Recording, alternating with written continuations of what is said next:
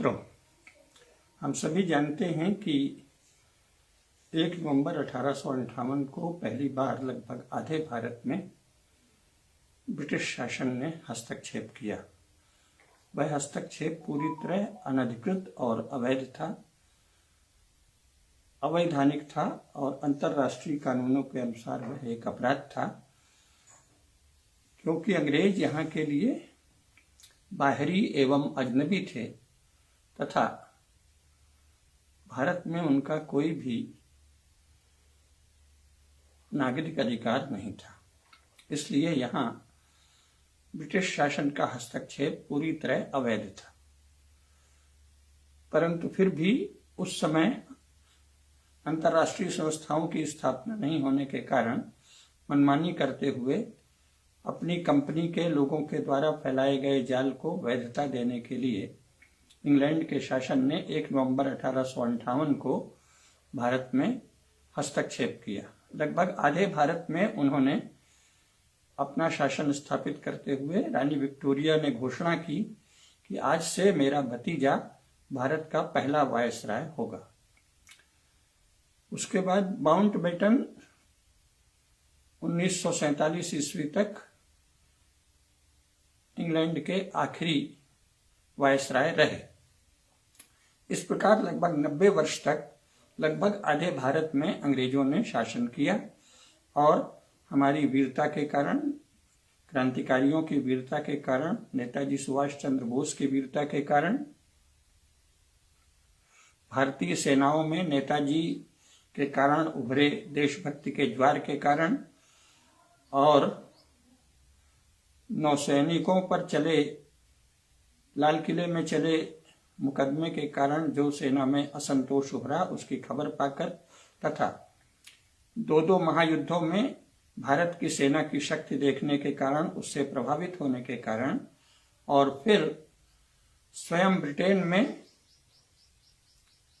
Labour party की विजय के कारण, जिसने कि पहले ही घोषणा कर रखी थी कि हम डिकॉलोनाइजेशन शुरू करेंगे और सभी कॉलोनियों से हट जाएंगे, और अमेरिका ने द्वितीय महायुद्ध में इंग्लैंड की सहायता की ही इसी शर्त पर थी कि तुमको अपने सारे ही उपनिवेश समाप्त करने होंगे।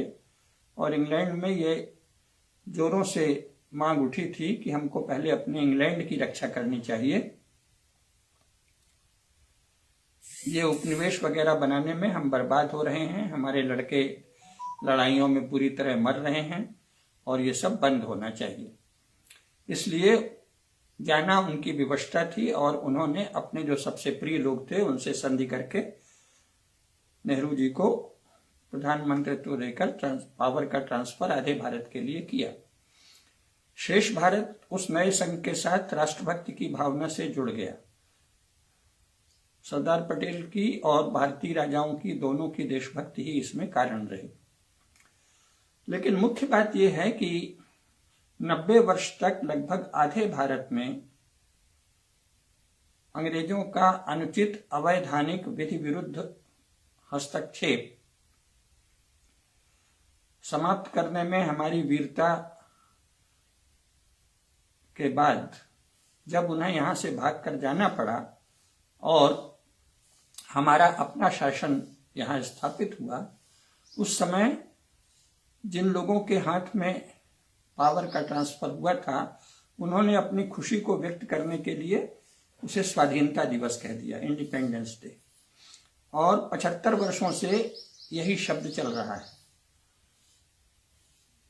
लेकिन इससे नई पीढ़ी को बहुत सारे भ्रम होते हैं। एक तो ये लगता है कि अच्छा, तो लगता है कि हम पहली बार 15 अगस्त 1947 को स्वतंत्र हुए हैं, इसके पहले शायद लंबे समय से हम गुलाम थे, पराधीन थे आदि। बहुत से अपने को देशभक्त कहने वाले संगठनों ने यह भाव भी पुष्ट किया है कि 1000 साल तो मुसलमानों की गुलामी और 200 साल अंग्रेजों की गुलामी। अब उनके मन में भावना होगी, लेकिन जो वो कहते हैं वो अपराध है और झूठ है। इतना देश के विषय में झूठ बोलने का किसी को अधिकार नहीं है। भारत एक करोड़ों वर्ष से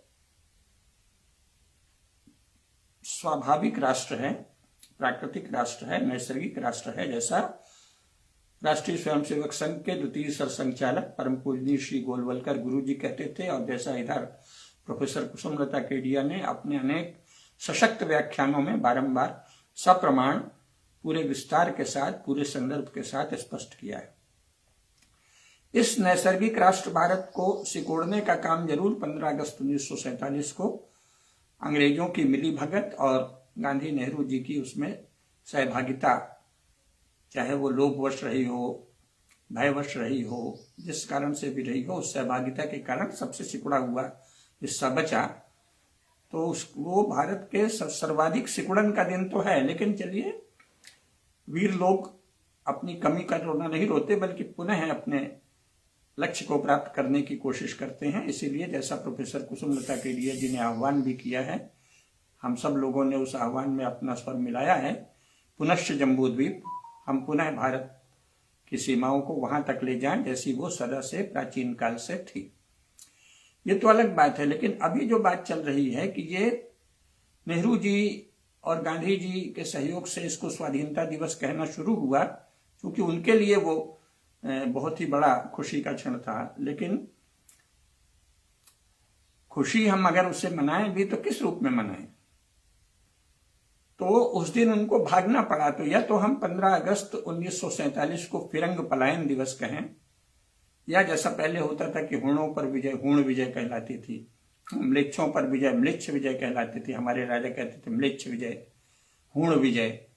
तो इस तरह फिरंग विजय दिवस 15 अगस्त 1947 क्या है? फिरंग विजय दिवस। और अगर इस शब्द से लोगों को यह भ्रम हो कि इससे फिरंगियों की विजय का अर्थ होता है, तो फिरंग पलायन दिवस कहें, तो उससे पता चलेगा कि यह एक अत्यंत प्राचीन राष्ट्र है। इसमें अत्यंत वैभवशाली चक्रवर्ती सम्राट रहे हैं। इसके बाद इसके कई हिस्सों में समय समय पर अत्यंत प्रतापी राज्य रहे हैं। और यह स्वाभाविक है, क्योंकि जो मूल रूप में भारत है वो संपूर्ण यूरोप के बराबर है। वर्तमान भारत भी यूरोप के 34 देशों के बराबर है। इसलिए जैसे वहां अलग अलग इलाके के राज्य रहे हैं, तो यहाँ भी कहीं राजपूतों के अलग अलग राज्य हैं, कहीं मराठों के राज्य हैं, उसके पहले चोलों के, चालुक्यों के, पांड्यों के, सातवाहनों के, हम सभी जानते हैं। विभिन्न सूर्यवंशी एवं चंद्रवंशी हमारे प्रतापी सम्राटों ने भव्य साम्राज्य स्थापित किए। और जिसे सुदूर पूर्व कहा जाता है, इंडोनेशिया, जावा, सुमात्रा, बोर्नियो, सभी हम सब जानते हैं कहां तक हमारा साम्राज्य था। तो ये भारत एक अत्यंत प्राचीन स्वाभाविक नैसर्गिक राष्ट्र है। और इसमें थोड़े समय के लिए, 90 वर्षों के लिए, लगभग आधे भारत में फिरंगियों ने, जो कि बाहरी और अजनबी थे, यहाँ पर अवैध अतिक्रमण, अवैध हस्तक्षेप किया, जो अंतर्राष्ट्रीय कानूनों के अनुसार एक गंभीर अपराध है। हमारी वीरता से और अंतर्राष्ट्रीय परिस्थितियों के भी कारण उनको यहाँ से जाना पड़ा। तो 15 अगस्त 1947 क्या है? फिरंग पलायन दिवस, या अगर अपनी ओर से कहना है तो वो हमारे लिए फिरंग विजय दिवस। उस दिन हमने फिरंगियों पर विजय प्राप्त की। तो 15 अगस्त 1947 के लिए दो ही विशेषण ठीक हैं, या तो फिरंग विजय दिवस कहा जाए या फिरंग पलायन दिवस कहा जाए। चूंकि फिरंग विजय मैंने एक अपने मित्र से कहा, तो उन्होंने कहा कि इससे साधारण लोग जो ज्यादा व्याकरण नहीं जानते उनको ये भ्रम होगा कि फिरंगियों की विजय हुई। लेकिन हमारे यहाँ तो संस्कृत में लगातार विशेषण है, हुण विजय, म्लेच्छ विजय। तो उसमें कहा जाता था हुण विजय का अर्थ है कि हुणों पर विजय प्राप्त की, है ना। सम्राट विक्रमादित्य ने क्या किया? शक विजय, शकों पर विजय प्राप्त की। तो ये व्याकरण सम्मत प्रयोग है। तो या तो उसे फिरंग विजय दिवस कहा जाए 15 अगस्त 1947 को। 75 वर्ष तक हमने एक गलती की, मैं कोई किसी की भी आलोचना या निंदा नहीं कर रहा हूं। उत्साह में, उल्लास में, अपनी क्षणिक सफलता, तात्कालिक सफलता के अतिरेकी उत्साह में उसको स्वाधीनता दिवस कहते रहे। अब तो बीत गया। ये एक विशाल राष्ट्र है, इसका विराट इतिहास है, लगातार वैभवशाली, गौरवशाली इसमें साम्राज्य होते रहे हैं। तो सही शब्द चुनना चाहिए। भाषा की, व्याकरण की भी यहाँ प्रशस्त परंपरा रही है, ज्ञान की परंपराएं तो रही ही हैं। तो हमें सही शब्द का प्रयोग करना चाहिए और इसको फिरंग विजय दिवस के रूप में ही मनाना चाहिए। मैं भारत के माननीय प्रधानमंत्री, यशस्वी प्रधानमंत्री, जो वीर भी हैं और तेजस्वी भी हैं, और भारतीय जनता पार्टी से जो इस समय केंद्र में शासन में है, ये विनम्र अनुरोध करता हूं कि 15 अगस्त 1947 को फिरंग विजय दिवस अथवा फिरंग पलायन दिवस, जैसा आपकी समझ में आए। उद्देश्य यह है कि उस दिन हमने अंग्रेजों को यहां से भागने को विवश कर दिया, तो वो 90 वर्षों के लिए लगभग आधे भारत में अवैध रूप से हस्तक्षेप करने वाले अंग्रेजों पर हमारी विजय का दिन है। तो ऐसे शब्दों का प्रयोग, नई पीढ़ी को सम्यक ज्ञान करा सकने वाले शब्दों का प्रयोग करना चाहिए। अन्यथा आए दिन स्वाधीनता दिवस, स्वाधीनता दिवस, स्वाधीनता दिवस रखने से भारत की नई पीढ़ी को ये लगेगा कि जैसे उसके पहले हम शताब्दियों परेशान थे, शताब्दियों, हजारों साल से पराधीन थे, गुलाम थे, कुछ भी फैल जाएगा। तो इससे भारत राष्ट्र के साथ अन्याय होगा, उस महान राष्ट्र के साथ अन्याय होगा जिसमें भगवान राम और योगेश्वर श्री कृष्ण के बाद भी लगातार धर्मराज युधिष्ठिर और उनके बाद इतने सारे महत्वपूर्ण वंश हुए हैं, प्रद्योतों के, मौर्यों के, सातवाहनों के, आंध्रों के, चोल, चालुक्य, मालव, एक से एक प्रतापी सम्राट लगातार होते रहे हैं, जिन्होंने दूर दूर तक भारत का साम्राज्य फैलाया। दूर दूर तक भारतीय संस्कृति यानी हिंदू संस्कृति, भारतीय संस्कृति का अर्थ है जिसे इन दिनों हिंदू कहा जाता है, वो हिंदू संस्कृति, सनातन धर्म का आधिपत्य विश्व के अनेक देशों में फैलाया। तो इतना महान राष्ट्र जिसका इतना गौरवशाली इतिहास, जो सदा ही अपराजेय राष्ट्र रहा है, उसके लिए स्वाधीनता शब्द का प्रयोग अनुचित है। कोई दुष्ट आए, उन्होंने भीषण घिनौने अत्याचार किए तो वो ठीक है, उसका उसी तरह वर्णन करना चाहिए जो अत्याचार उन्होंने किए। उचित तो ये था कि भारत की सरकार या तो 1947 में ही करती या वर्तमान में हमारे माननीय प्रधानमंत्री जी ये करें कि अंतर्राष्ट्रीय न्यायालय में जाकर इंग्लैंड से क्षतिपूर्ति का दावा करें, जो अरबों डॉलर में बैठेगा या अरबों पाउंड में बैठेगा, कि बिना किसी अधिकार के ब्रिटिश शासन ने 1858 में भारत में हस्तक्षेप किया और 90 वर्ष तक आधे भारत में शासन किया।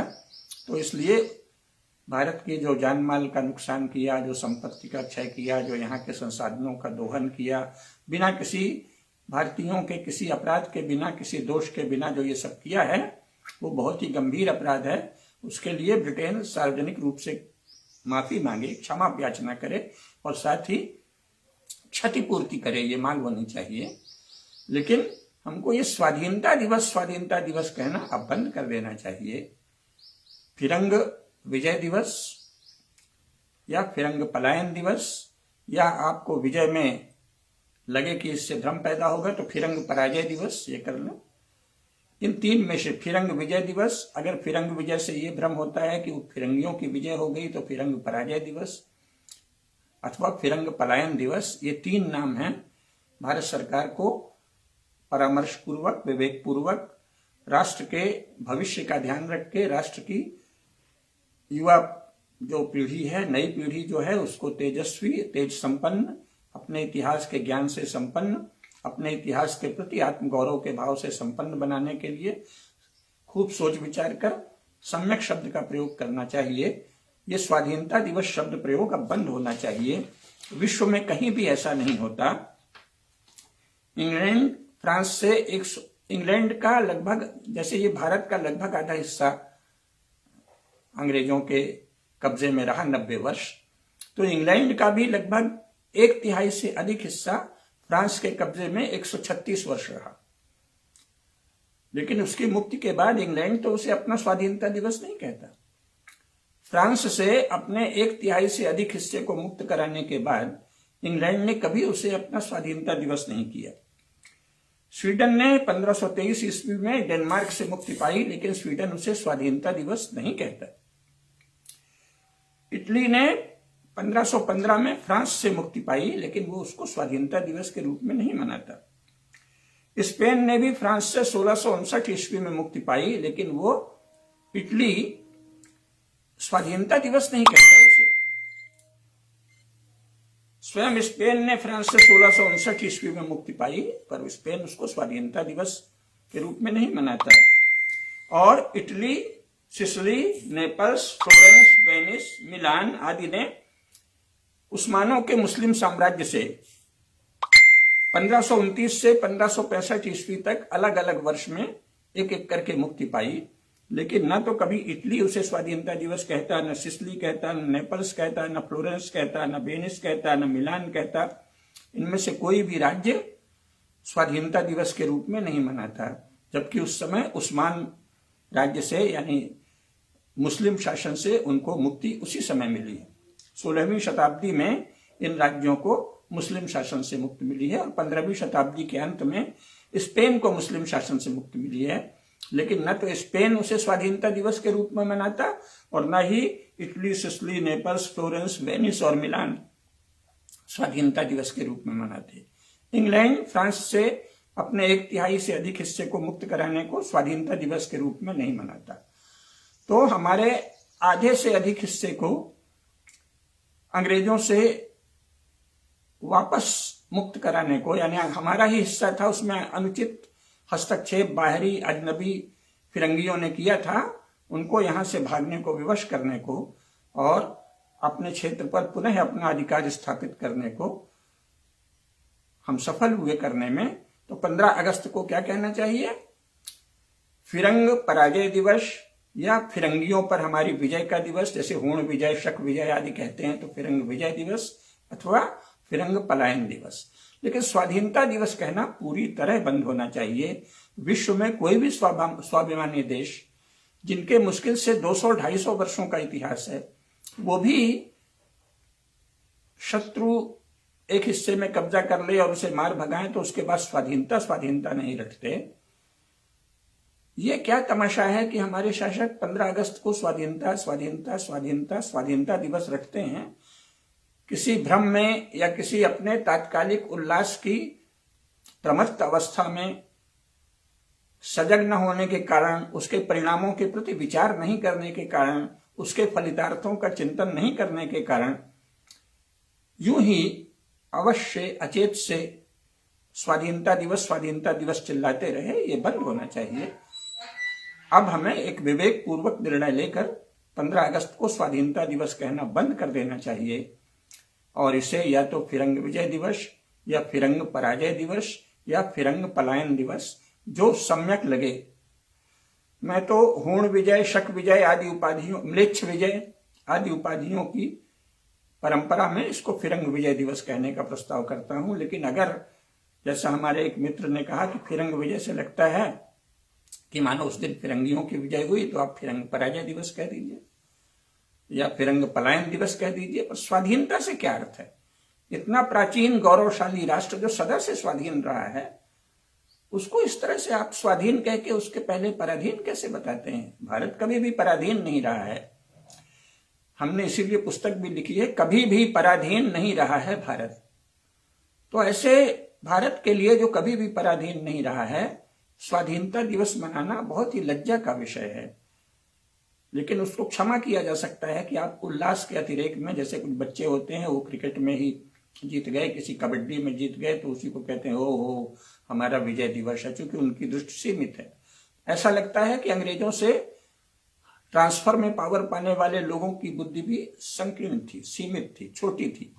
वे भारत को कभी नहीं देख पाए। वह भारत जो लाखों वर्षों से एक महान राष्ट्र है, स्वाभाविक राष्ट्र है, जिसका लाखों वर्षों का प्रशस्त इतिहास हमारे महाभारत में, पुराण में और वाल्मीकि रामायण में है।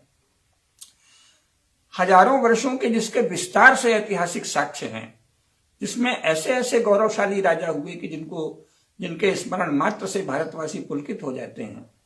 उन सभी महान राजाओं का या तो इन राजनीतिक दलों के नेताओं को कोई स्मरण ही नहीं रहता, उन पर दृष्टि ही नहीं जाती। जैसे बच्चा है ना, क्रिकेट में जीत गया तो कहता हो आज तो हमारी जीत का दिन है, जीत का दिन है। तो एक छोटे से प्रयोजन में आप सफल हो गए तो आपको पूरा राष्ट्र ही भूल गया, राष्ट्र की विशालता और महानता भूल गई। राष्ट्र का गौरवशाली इतिहास भूल गया, राष्ट्र का अद्वितीय वैभव भूल गया, राष्ट्र के राज्य का ऐसा गौरवशाली विस्तृत साम्राज्य भूल गया, इसका विस्तार भूल गया, और इसके जिस संकुचित रूप को आपने अंग्रेजों से मिलकर स्वीकार किया उसके प्रति लज्जा तो आनी चाहिए, लेकिन स्वाधीनता दिवस कह के अगर आपने उस लज्जा को छिपाया है तो ठीक है, 75 वर्ष बहुत होते हैं। अपनी शर्म छिपाने के लिए कांग्रेस के लोगों ने इसे स्वाधीनता दिवस कहना शुरू किया, जो कि वस्तुतः भारत के सिकुड़न का दिन था, भारत राष्ट्र के।